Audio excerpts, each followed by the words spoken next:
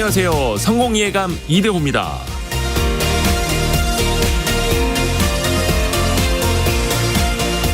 오늘 당신이 반복하는 습관이 미래에 당신의 위치를 결정한다. 슛을 쏘는 족족 성공시킨다는 미국 프로농구 NBA의 현역 최고의 스타 스테판 커리의 말입니다. 마지막 1초가 남았을 때 짜릿한 버저비터 골을 성공시키는 슈퍼스타. 그들의 모습 뒤에는 매일 반복하는 작은 습관들이 있습니다. 그것이 선수들에게는 훈련인 것이고 하루도 쉬지 않는 것, 남들보다 조금 더 땀을 흘리는 것에서 차이가 나는 거죠. 경제적으로도 재테크 측면에서도 매일매일 반복하는 작은 습관이 나도 모르게 미래에 우리의 위치를 또 수준을 결정할 수 있습니다. 성공을 부르는 좋은 습관, 성공예감 이대호입니다. 시작합니다.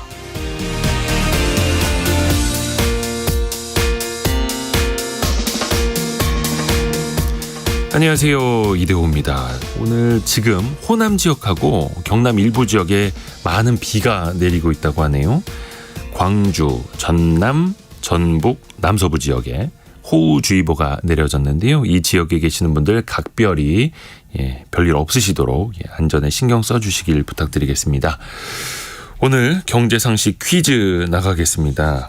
요즘에 이 냉방 수요가 굉장히 많아질 텐데 전국의 한국에너지공단이 전국 5,300개 매장을 조사해 보니까 그중에서 600여 곳, 약 12%가 문을 연 채 냉방을 하는 이 영업을 하고 있었다고 합니다.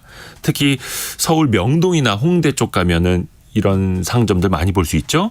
그쪽 지역에서 약 70% 전국에서 가장 높은 수준을 차지를 했고요.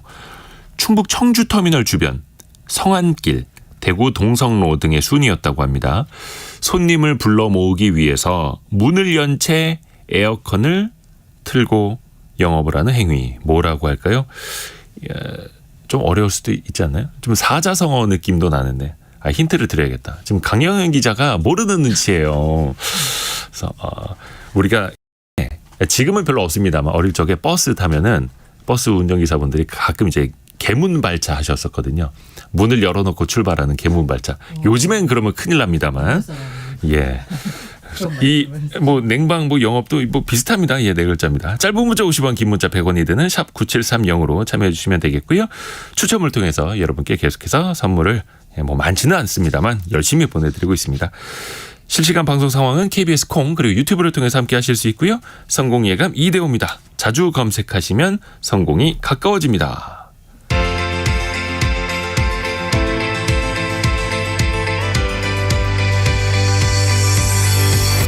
KBS 1라디오 성공예감 이대호입니다.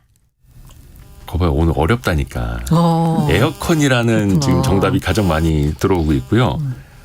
개문 영업, 개문 냉장까지는 아닙니다. 예. 그래서 문대상님이 가장 먼저 보내주셨네요. 고맙습니다. 어렵다니까요. 알고란의 고란 경제전문기자, 한국경제신문 강영현 기자 함께합니다. 어서 오세요. 네, 안녕하세요. 먼저 고란 기자가 준비한 소식은요. 네, 최저임금 얘기해 볼 텐데요. 경영계가 동결을 제시했습니다. 반면 노동계는 앞서서 22,210원으로 인상하라라고 요구했고요. 그런데 이 과정에서 노동계가 정부 노동탄압을 이유로 회의 불참을 선언했습니다. 법정 시한이 내일이거든요. 단 하루 남은 상황입니다. 또 다른 하나는 저는 약간 놀라울 정도인데 저출생의 풍선 효과다라는 얘기가 나오고 있습니다. 요즘은 육아 대신에 반려라고 하네요. 네. 커지는 댕냥이 산업, 반려동물 산업인데 표현이 재밌습니다. 가슴으로 낳아 지갑으로 키운다. 네. 그만큼 고양이나 개 키울 때 돈 많이 든다는 얘기인데 잠시 들어볼게요. 강영현 기자 아이템은요? 네, 유년층 그러니까 0세부터 14세 돌봄에 투입된 무급 가사노동의 경제적 가치가 연간 132조 원에 육박하는 것으로 나타났습니다. 또 노년층의 가사노동 생산 비중도 증가하고 있는 것으로 나타났습니다. 두 번째 소식은 금융당국이 1륜차 보험을 개편한다는 소식인데요. 주요 내용 정리해서 전해드리겠습니다. 자, 다시 고란 기자에게 마이크 드립니다. 지금 최저임금 내년도 거 빨리 정해야 되는데 그 법정 시한이 내일까지잖아요. 네. 물론 이거 안 지킨다고 해서 처벌받는 건 아닙니다만 여전히 노동계, 경영계 간극이 크죠. 네, 어제 8차 회의 있었고요. 경영계가 제시를 했습니다. 내년도 최저임금 요구안으로 올해와 같은 시간당 9,620원 제시했습니다. 동결. 네, 제시한 거죠.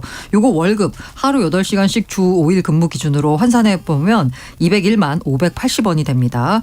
이 경영계는요. 지불 능력을 감안할 때 내년도 최저임금은 올해보다는 인상하기 어렵다라고 판단했다라고 합니다.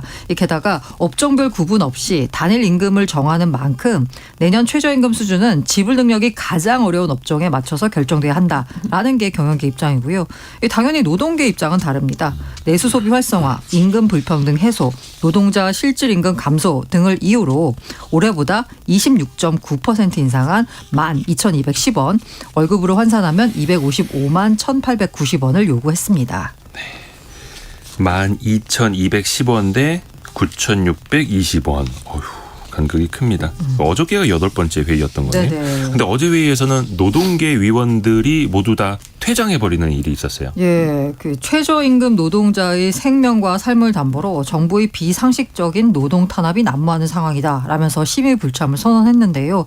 올해 최저임금 심의에는 이 최근에 있었던 정부와 노동자 간의 갈등까지 겹쳐서 더 어려운 상황이 됐습니다. 지난달 31일에 전남 광양에서 막루 농성을 벌이다가 체포될 때 이 흉기를 휘둘러서 진압을 방해했다라는 혐의로요. 지난 2일에 김준영 금속노련 사무처장이 구속됐습니다.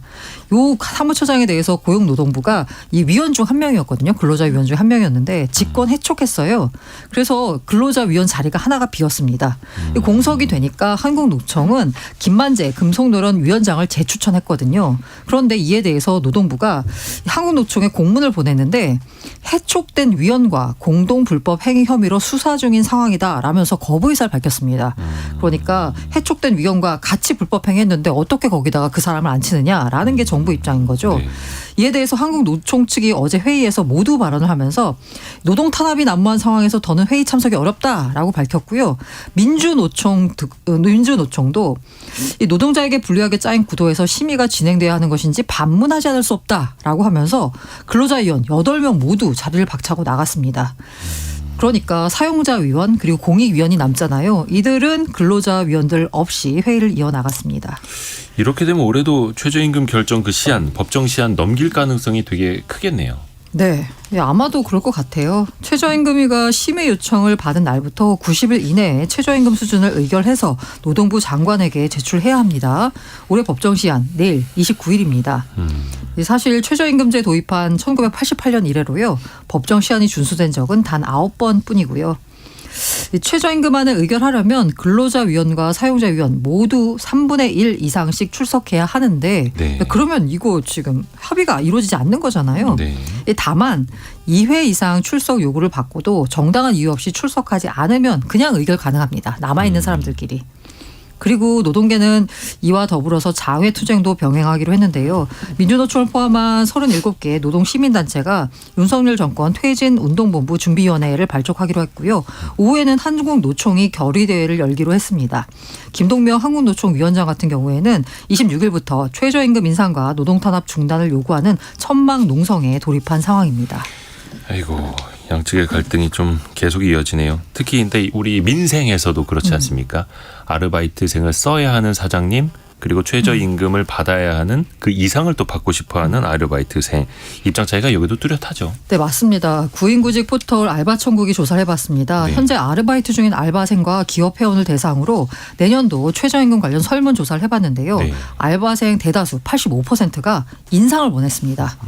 당연할 것 같아요. 그렇죠. 받는 사람 입장에서는 희망하는 내년 최저시급은 1,648원. 그 알바생 응답자 50%가 지금 현재 최저임금이 낮은 수준이다라고 인식했고요.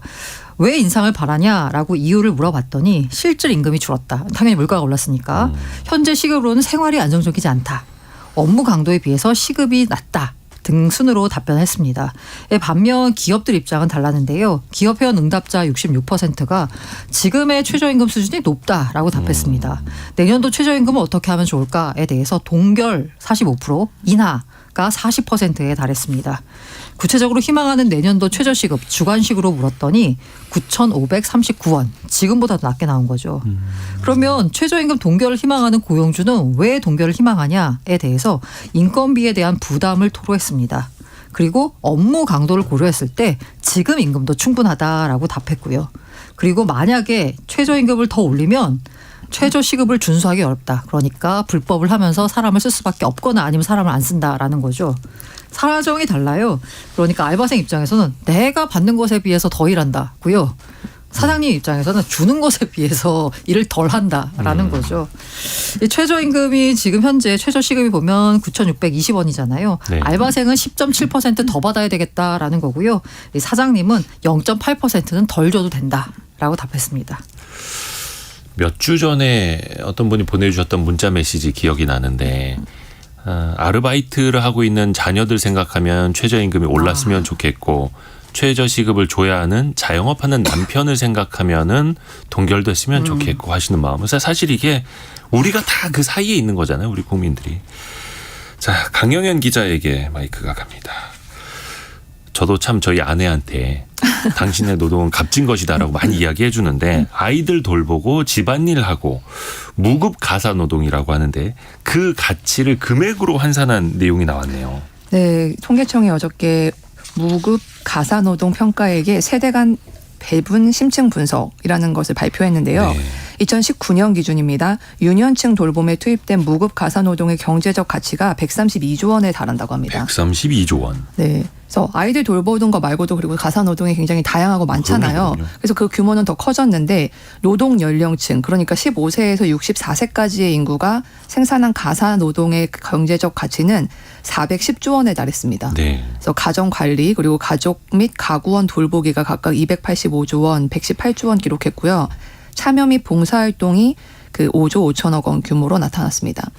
자신이 받은 가사노동, 그러니까 이걸 소비라고 할 수 있고요. 네. 그리고 투입한 가사노동, 생산보다 많으면 생애 주기 내에서 적자로 표시를 하는데요. 그러니까 한마디로 말해서 적자는 가사노동은 많이 안 하고 다른 사람이 주는 가사노동을 혜택을 보고 있다는 거죠.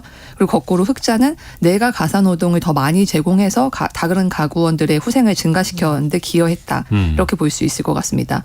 그래서 이제 노동 연령층의 경우에는 소비한 가사노동이 282조, 생애 주기 수지로는 128조 흑자를 기록했습니다. 그러니까 자기가 받은 가사노동보다 한 가사노동이 더 많다는 뜻입니다. 가사노동 하시는 분들의 그 가치를 어떻게 보면 잘 인정해 줘야 된다라는 뜻으로도 읽혀요. 네. 그런데 이게 뭐 고정관념 요즘 뭐 집안일은 요즘에 특히 그런 표현 쓰면 안 된다면서요. 그 집사람이라는 표현 쓰면 또 많은 분들 그렇죠. 불편해 하신다고 하는데 그래도 약간 무급 가사 노동을 하시는 분들은 남성보다 여성이 훨씬 더 많겠죠. 아직까지는. 네, 압도적이었습니다. 네.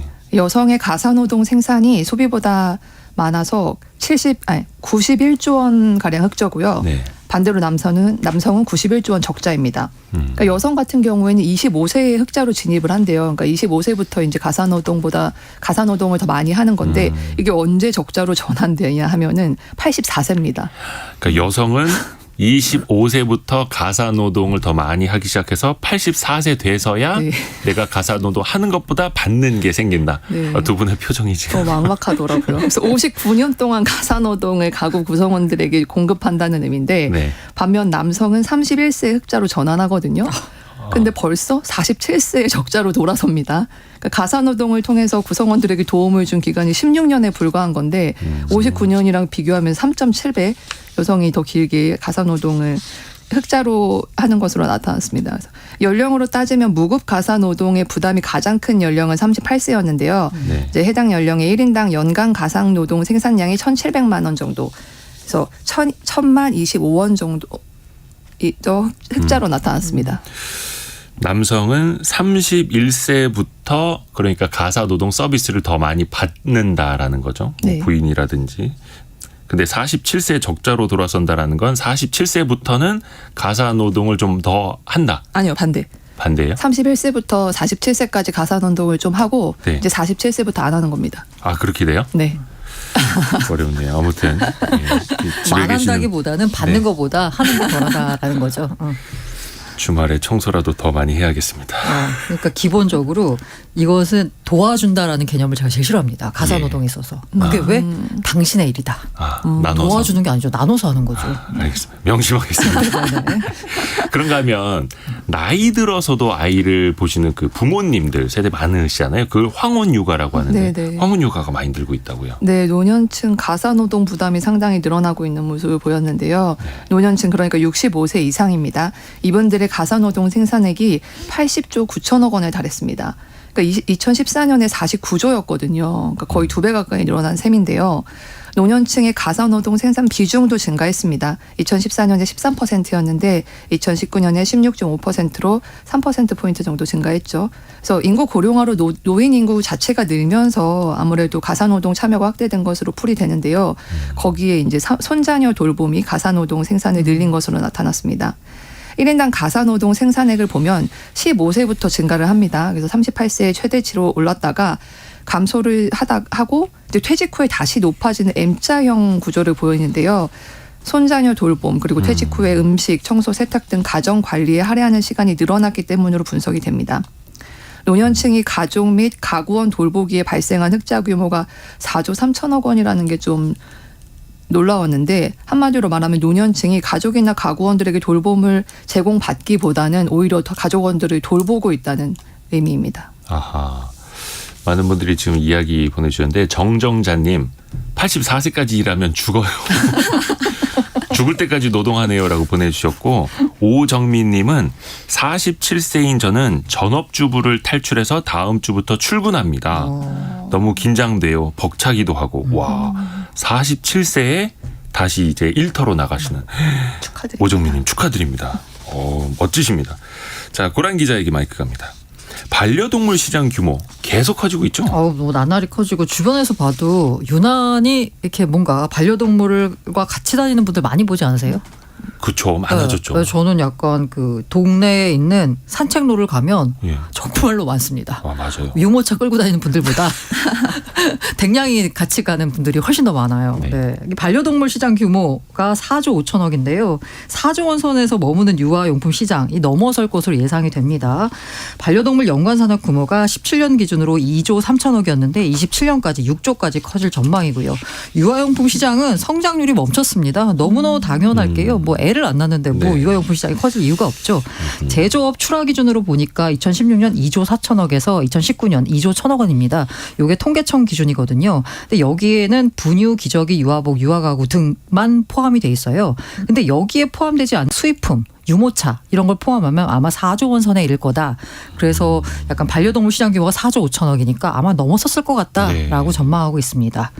그동안 이제 유아용품 시장 보면은 저출생 기조에도 불구하고 커지긴 커졌습니다. 이 왜냐라고 보면요. 그 한 명의 자녀를 위해서 가족 친지들이 지갑을 여는 10 포켓 베이비 요 현상이 있었잖아요. 네. 꾸준한 성장세를 이었는데 이 코로나19 거치면서 대면 활동이 주니까 지갑을 여는 일이 줄어들고 외부 활동이 감소되면서 이게 참 재밌죠. 고가 유모차 구입이 줄었다라고 합니다. 그러니까 예. 고가 유모차는 어디든 끌고 나가야지 보여주는 맛이 있는데 네. 그거 보여줄 일이 없으니까 요 구입이 줄었다라고 하네요. 이 반면에 반려동물 시장은 코로나19를 발판으로 성장세를 보였는데요. 재택근무가 느니까 집에 머문 시간이 늘었습니다. 그러니까 좀 외롭기도 하다 보니까 반려동물을 기르는 가정이 늘었습니다. 전체 소비 규모 역시 골든크로스 역전을 앞두고 있는데요. 보건복지부의 21년 보육 실태 조사 기준으로 5세 이하 영유아 가정에서 드는 양육비가 1인당 97만 원이라고 합니다. 그런데 18년부터 지난해까지 태어난 아동 141만 명을 적용하면 연간 1조 한 3,700억이 나가는 거예요. 그런데 22년 농림축산식품부 동물보호국민의식 조사에 따르면 반려동물 한 마리당 월 평균 양육비가 15만 원입니다. 이전 조사에서 반려동물 수가 한 860마리거든요. 이거 곱하기 하면 1조 2,900억이에요. 조만간 아마 역전될 것 같습니다. 출산인구 더 주는데 반려동물 수는 늘어나고 마리당 양육비도 증가 추세여서요. 이러면 올해 말에 반려동물 소비액이 영유아 양육비를 넘어설 것 같습니다. 그러니까 유아동 시장보다 반려동물 시장이 더 커지고 있다. 뭐 씁쓸하긴 한데 또 반려동물이 있는 분들에게는 그래도 이제 뭐 삶의 활력이 되고 진짜 가족이니까요. 오정진님 동물병원 한 번 가면 10만 원이 맞아요. 만 원처럼 없어지던데요 라고 해주셨고 8625님 저희도 동물 2마리와 같이 살아요. 제 용돈보다 더 많이 들어요. 그래도 예쁘답니다. 그렇죠. 이제 가족이니까요. 반려동물 시장이 이렇게 커지면서 산업이나 기업도 좀 많이 네. 변할 것 같아요. 저는 지금 이대호 기자가 네. 가족이니까요라고 말씀해 주셨잖아요. 네. 제가 대학교에 입학해가지고 가족 사회학이라는 수업을 듣는데 네. 가족을 소개하세요라고 하는데 서울 출신의 어떤 친구가 자기 강아지를 가족이라고 소개하는 걸 두고 되게 문화적인 충격을 받은 경험이 있어요. 그때는 되게 한참 옛날이죠. 맞아요. 죄송합니다. 죄송합니다. 갑자기 나이가 나오는데 네. 그런데 지금은 가족이라고 말하는 게 너무나 자연스럽거든요. 예. 그만큼 변했다라는 거고 그에 따라서 산업과 기업에도 변화가 생겼습니다. 반려동물 시장에 뛰어든 최근 기업들 흑자로 돌아섰습니다. 사료 고급화 내선 할인 펫푸드요. 2017년 외국산이 장악한 반려동물 사료 시장에 도전했습니다. 하지만 매년 적자를 면치 못했습니다. 그런데 지난해부터 펫푸드 고급화 전략이 먹히니까 처음으로 흑자 전환에 성공했습니다. 이 자녀를 대신할 만큼 커진 반려동물 위상 명품 업계도 움직였는데요. 루이비통, 에르메스, 구찌 같은 곳들이 수십만 원에서 수천만 원에 달하는 이동 가방, 목줄, 전용 소파, 베드, 유모차 등을 출시해서 인기를 끌고 있고요. 특히나 이제 SNS 통해서 약간 플렉스 하잖아요. 과시하잖아요. 예. 이 트렌드가 소비를 부채질하고 있고요. 제가 최근에 본 기사 중에 인상적이었던 게 네. 댕냥이 오마카세가 있답니다. 네, 그걸 댕냥이들이 오마카세를 즐기는 사이에 그 주인들은 이 댕냥이의 주인들은 밥도 못 먹고 그거 옆에서 수발 들고 있어야 된다라고 하더라고요. 아니 근데 개 고양이가 그 회 초밥을 먹는 거예요? 다 그에 맞춤 음식들이 나옵니다. 쭉 초밥이 아니고요. 무슨 뭐 캥거루 고기 뭐 어쩌고 저쩌고 뭐 이런 뭐 여러 가지 나오더라고요. 네. 요즘에 그 떠도는 사진 보니까 명품 옷을 강아지한테 입힌 맞습니다. 다음에 앞에서 주방장이 오마카세 서빙해주고 있어요. 만들듯이 하나하나 만들어서 서빙을 이렇게 해주고 있고. 네. 근데 인상적이었던 게 그 예. 주인들은 정작 배를 골무면서 옆에서 이렇게 수발을 들어야 한다는 그거였고요.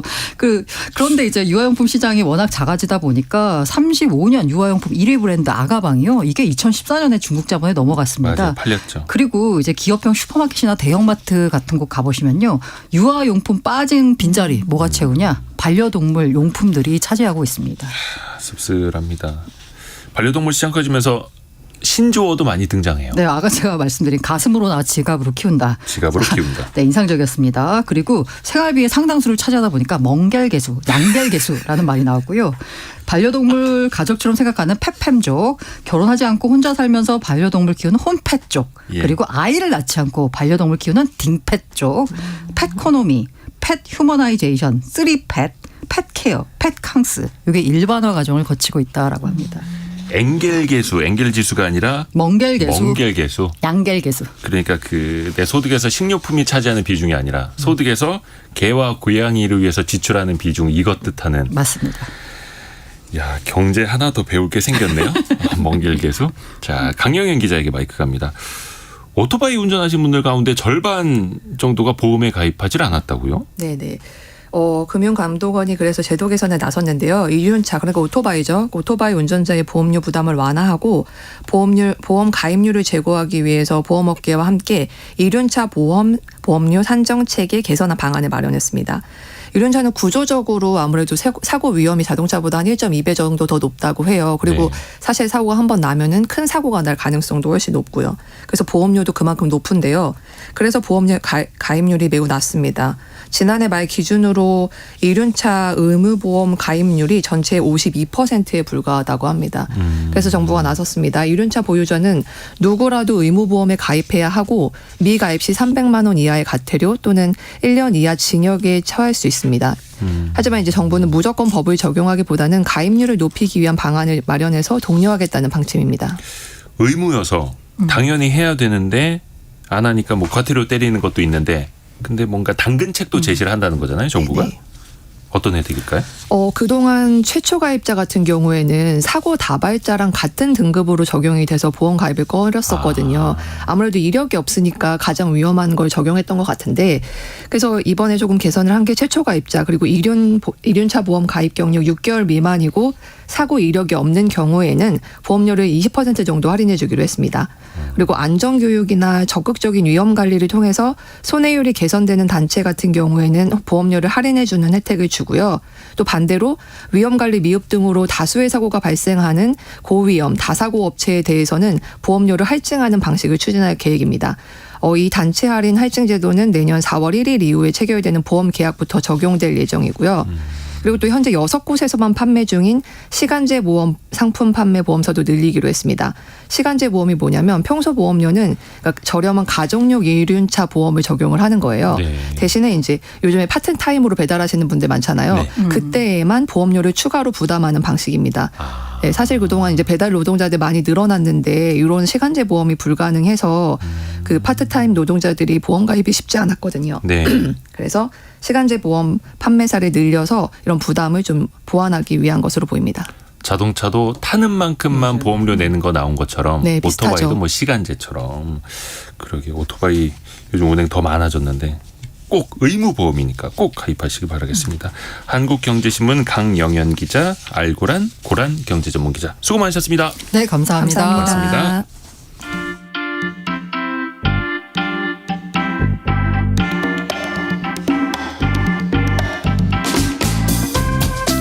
지금 여러분께서는 KBS 1라디오 성공예감 이대호입니다를 듣고 계십니다. 참여해주신 여러분께는 추첨을 통해 헬시 허그에서 한국인의 건강한 두피에서 찾아낸 두피유래 유산균을, 판촉물 전문 그룹 기프코에서 텀블러 세트를, 아름다운 식탁 창조 주비푸드에서 자연에서 갈아 만든 생와사비를, 쉽고 빠른 판촉물 제작 시너지 기프트에서 LED 튜브 스탠드를, 그리고 성공예감에서 준비한 커피 쿠폰을 보내드립니다. 당첨자는 성공예감 이대호입니다 홈페이지에서 확인하세요. 경제상식 퀴즈 한 번 더 말씀해 드릴까요? 매년 이맘때면 뉴스에 정말 많이 나오는 문제죠. 에어컨을 세게 튼 채 문을 열고 장사하는 행위. 이렇게 되면요, 전력 사용량이 1.4배, 전기 요금은 1.3배가 늘어난다고 합니다. 단속을 통해서 최대 300만 원까지 과태료를 물리긴 하는데 그래도 일부 상인들은 손님 안 오는 게 더 무섭다. 전기요금까지 그 30-40% 더 내고 말지. 이렇게 하면서 이 영업 방식을 고수하기도 합니다. 이 오늘의 오답이 그 강력한 힌트가 될 것 같은데요. 4001님, 4001번 쓰시는 분께서는 개문 영업. 네. 개문 영업까지는 괜찮죠. 문 열어놓고 영업까지는 괜찮습니다. 아까 정정장님은 냉동차 이렇게 보내주셨고, 이용래님은 아까 제가 그 개문 발차 힌트 좀 드렸더니 발차 냉방. 조합을 잘못하셨어요. 조합을 잘못하셨습니다. 1090님은 얌체 영업, 0104님은 호객행위, 7378님은 나쁜 행위 보내주셨습니다. 3940님은 지나다닐 때 시원해서 좋기는 한데 전기요금 폭탄 맞진 않는지 궁금해요라고 보내주셨네요. 맞습니다. 그 문 열어놓고 냉방하는 가게들 앞에 지나가면 시원해서 잠깐 좋기는 한데, 그래도 요즘에 에어커튼이라고 위에서 떨어지는 그 바람, 그런 걸로 조금 에어컨처럼 차단을 해놓기는 하는데 그래도 전기요금 많이 들죠. 단순히 전기요금이 많이 든다는 것뿐만이 아니라 전력 소요량을 더 많이 불러일으켜서 전력을 안정적으로 관리하는 데 문제가 되기 때문에 이런 것들에 과태료까지 물리는 거죠. 자, 여러분의 정답, 짧은 문자 50원, 긴 문자 100원이 드는 샵 9730 KBS 콩으로 많이 보내주세요.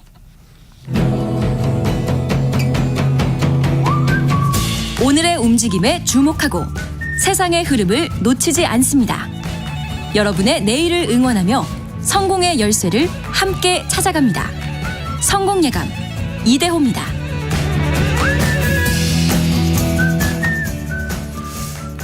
여러분이 아이를 데리고 어디 식당이나 카페 가려고 했는데 앞에 노 키즈 존, 애들은 안 됩니다. 애들은 가. 이렇게 써 있으면은 기분이 어떨까요? 또 이걸 우리가 사회적으로 어떻게 봐야 될까요? 최근에 미국의 CNN 방송이 한국은 출산율도 꼴찌인데 노키즈존이 웬 말이냐 이런 지적을 또 하기도 했습니다. 또 여기뿐만이 아니라 학생들 오지 마세요. 시니어, 어르신 들어오지 마세요. 뭐 노시니어존, 이렇게 특정 고객의 출입을 막는 상점들도 늘어나고 있다고 합니다. 차별이냐 아니면 장사할 권리냐, 어떻게 봐야 할까요? 김헌식 문화평론가와 함께 이야기를 나눠보죠. 안녕하세요. 예, 안녕하세요. 막대한 돈을 저출생 해결에 쏟아붓고 있는데 정작 어린이를 위한 공간이 없다. 이게 CNN이나 뉴욕타임즈 외신들이 우리나라의 노키즈존을 보고 지적한 내용이더라고요. 실제로 노키즈존이 그렇게 많을까요?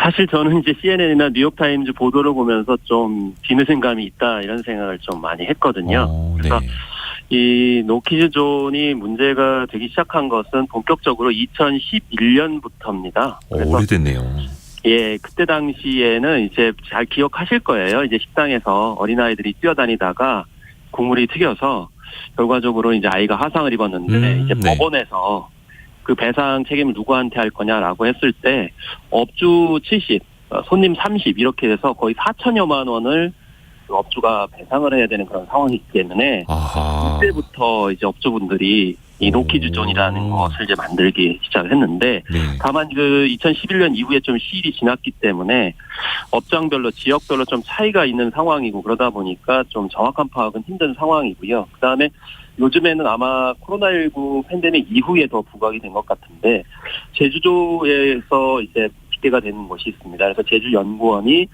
이렇게 해보니까 뭐 이제 조사를 통해서 네. 해보니까 제주도가 80여 곳이어서 전체의 15% 정도 되는 것으로 나타났고 전국에는 한 540여 개 정도 있는데 대체적으로 업종별로 보면은 90%가 카페와 식당인 것으로 이렇게 나타나고 있습니다. 아하. 그런데 노키즈존 애들은 데려오지 마세요. 이거를 왜 만들었는지 그 만든 이유하고 혹시나 찬성 반대하시는 분들이 있다면 그 이유도 한번 좀 알아볼까요? 사실은 이제 자영업자분들 중에도 이제 찬반이 갈립니다. 그렇기 때문에 자영업 하시는 분들은 무조건 다 노키즈존에 찬성하는 것처럼 생각할 수 있습니다만 사실 그렇지는 않고요. 네. 한쪽에서는 자영업자분 중에서도 노키즈존 자체가 매출과 이미지에 타격을 줄 수 있다. 예를 들면 가족 동반으로 오는 그렇죠. 그런 카페와 식당인 경우에는 그럴 수 있고 또 한편으로는 아이와 부모로 인해서 다른 손님들이 피해가 가기 때문에 손해배상 등의 더 큰 피해가 있다 이렇게 주장하시는 자영업자분들도 있습니다.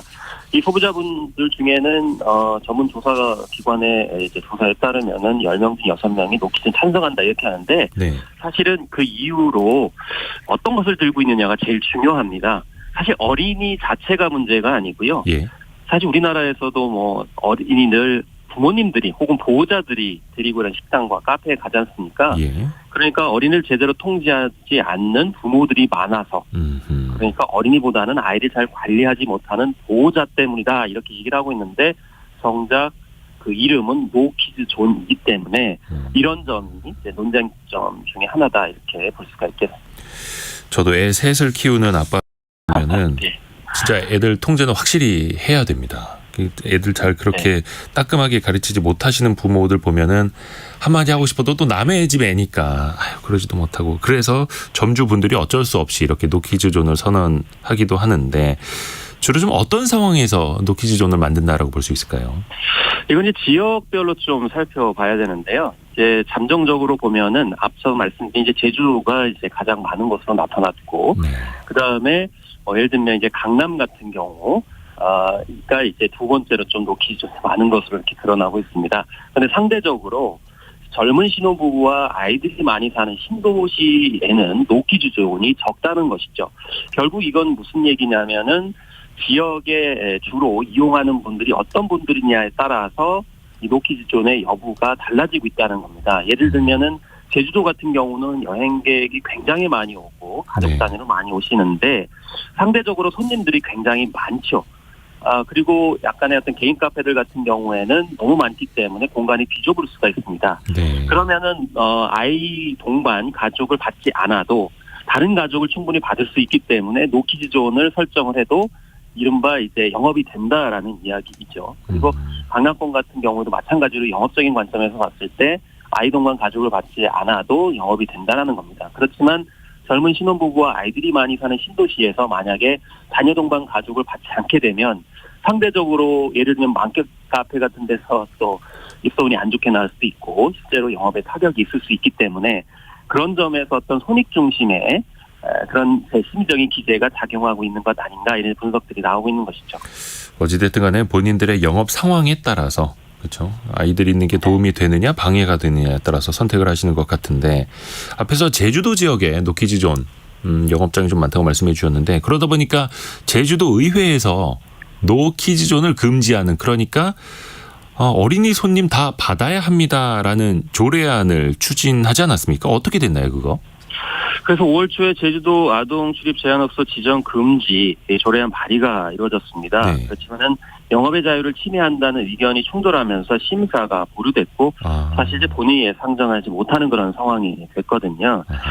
그런데 이제 중요한 거는 이제 영업 부분을 이제 말씀드렸기 때문에 만약에 이제 그런 영업에 어떤 타격이 있을 경우에 감내하면서 영업을 하시는 분들에 대해서 좀 인센티브가 있어야 되는 거 아니냐라는 이제 주장들이 나오고 있기 때문에 향후에 그래서 우리가 뭐 허용하느냐 안 하느냐 이런 어떤 당위적인 가치 부분이 아니고 실제로 카페와 식당 같은 경우에는 영업을 통해 가지고 심지어는 생계를 유지하는 부분이 있기 때문에 이런 경제적인 부분에 있어서 인센티브를 해야 된다. 그러니까 노키즈존을 하지 않는 아이를 잘 받아주는 그런 업소에 대해서도 뭔가 경제적인 인센티브, 예를 들면 세금이라든지 아니면 여러 가지 지원, 홍보에 대해서 인센티브가 있어야 되는 거 아니냐, 이런 이제 이야기들이 나오고 있는 것이죠.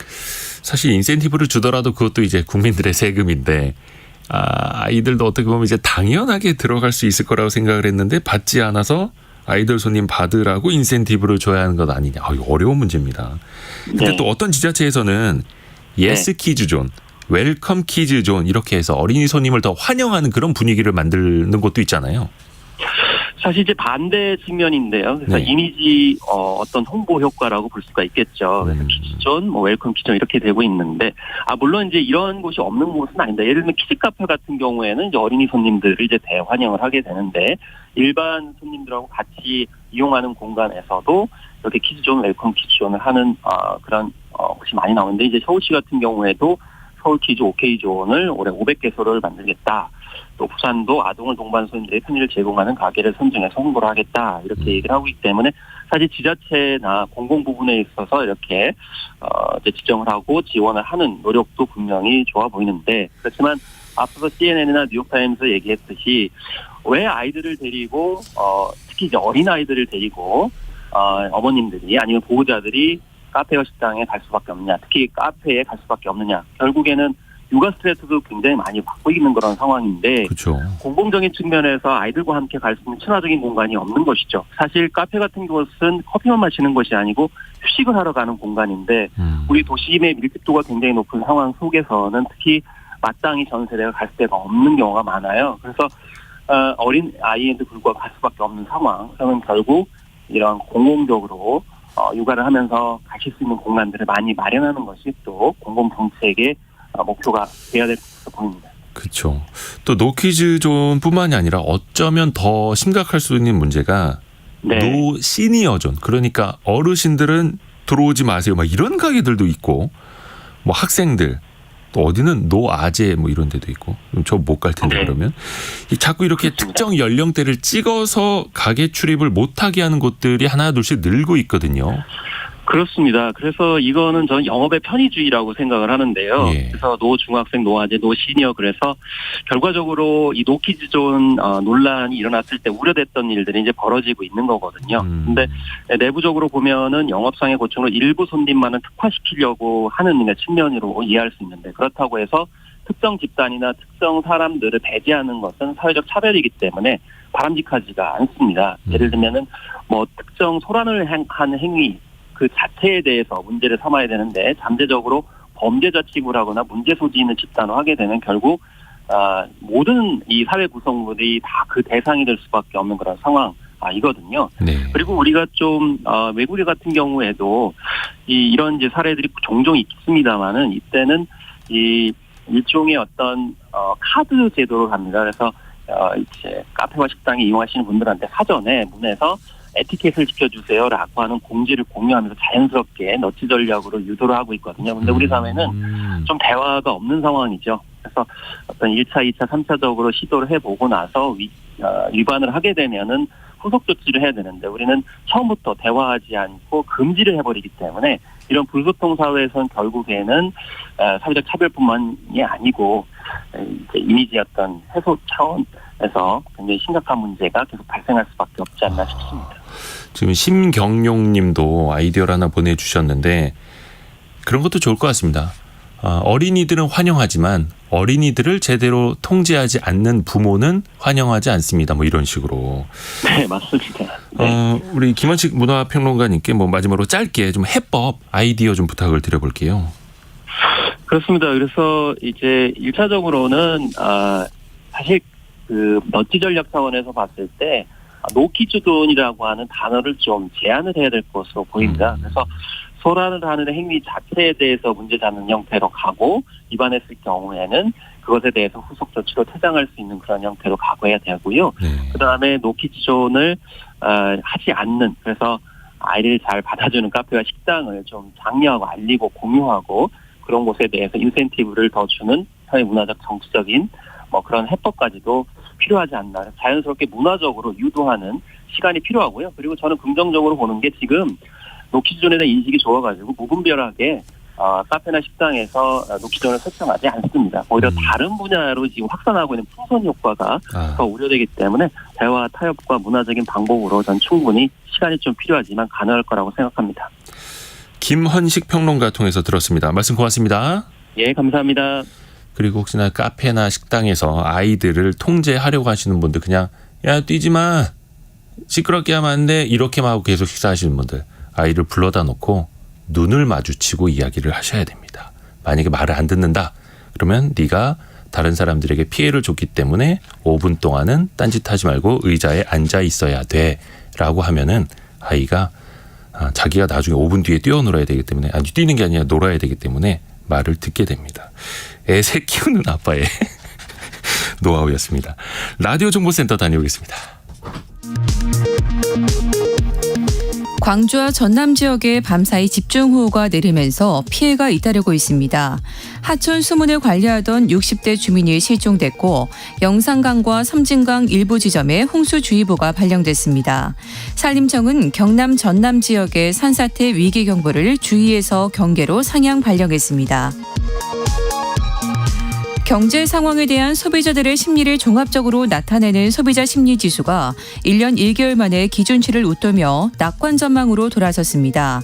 한국은행 관계자는 경기 부진 완화 기대, 대면 활동 확대에 따른 소비 회복 흐름, 물가 상승세 둔화 등의 영향으로 분석된다고 밝혔습니다. 오늘부터 만나의 통일법이 시행됨에 따라 금융감독원이 금융불편 상담센터를 운영합니다.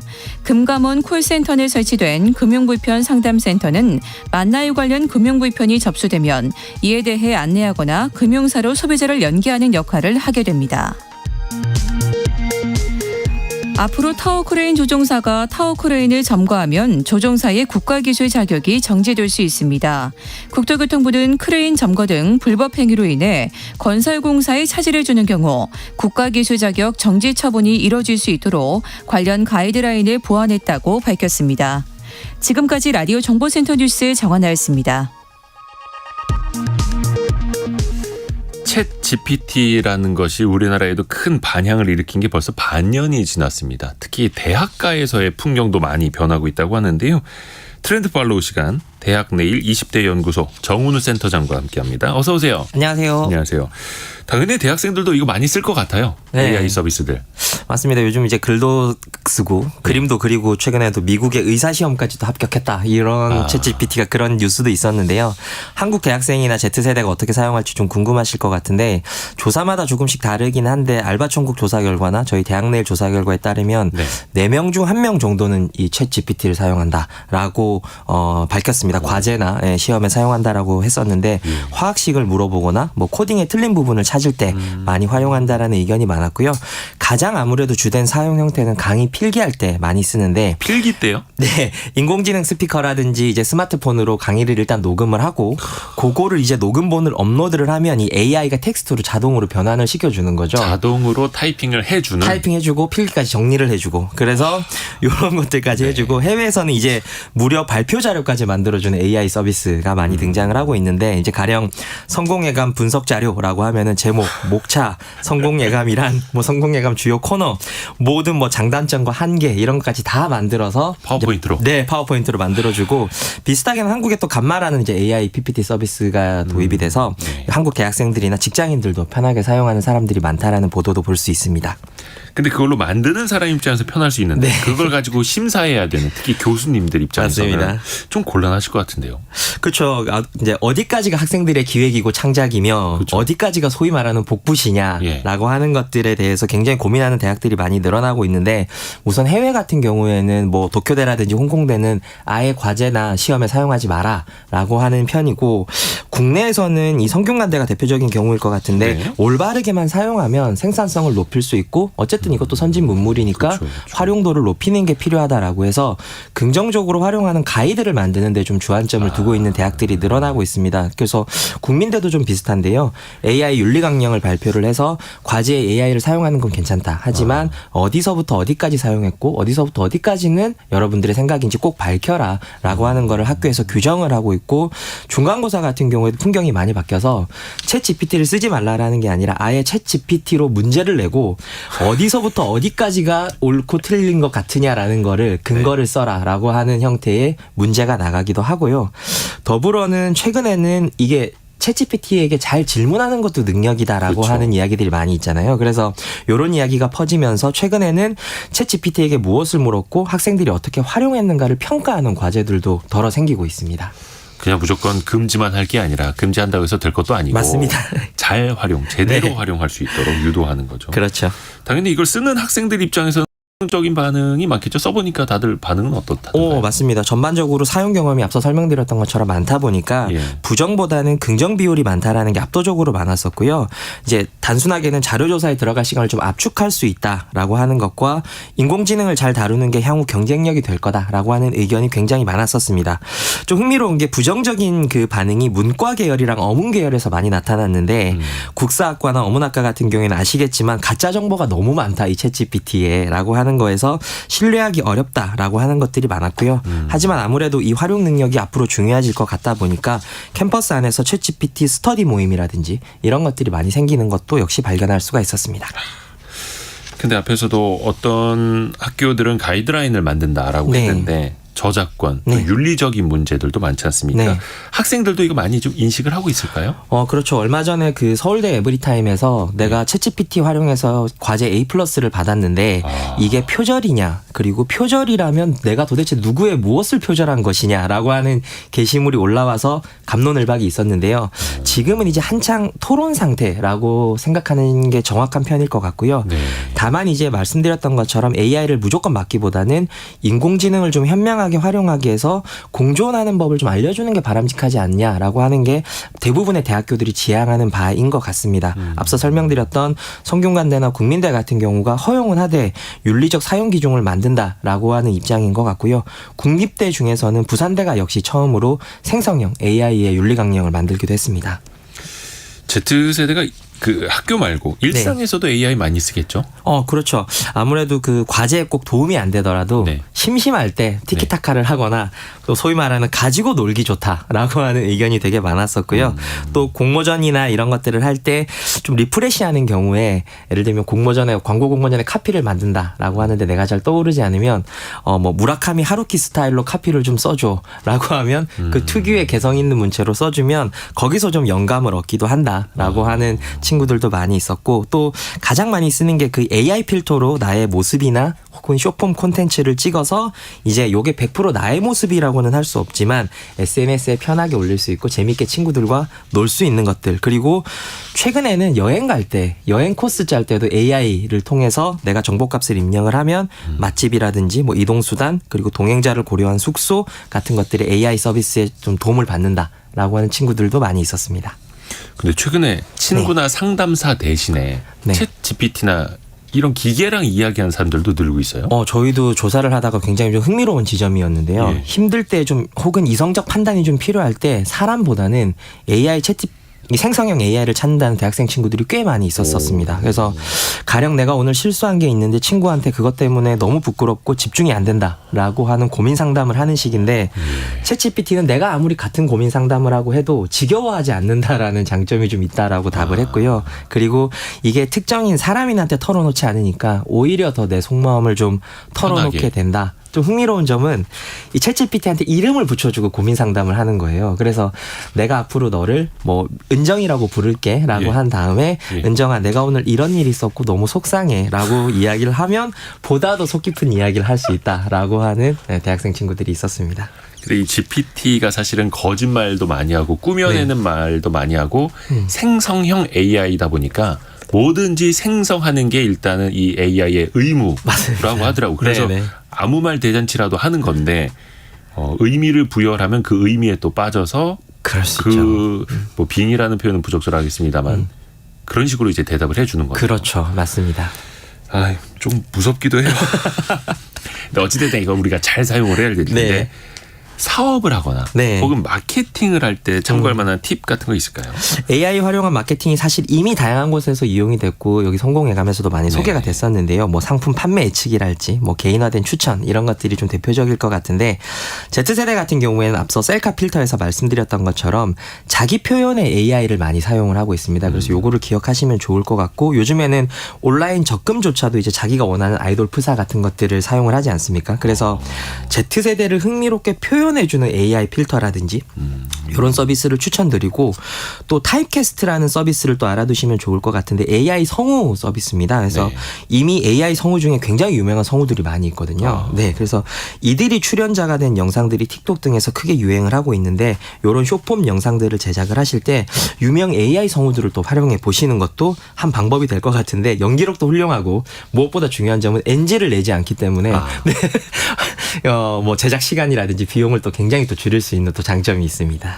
그 무료인 거는 좀 제한이 있고 그렇습니다. 대부분 또 유료 서비스 유료화가 또 맞습니다. 많이 되어 네, 유료화가 있습니다. 많이 되어 있습니다. 대학내일 20대 연구소의 정은우 센터장 함께했습니다. 고맙습니다. 고맙습니다. 저희 잠시 후 2부 미래생활 사전 시간에는 진짜로 일론 머스크와 마크 저커버그가 현실에서 맞짱을 진짜 뜨는 건지 이야기부터 시작을 해서 중국과 인도 이야기까지도 재미있게 펼쳐보겠습니다. 잠시 뉴스 듣고 10시 5분에 돌아오겠습니다.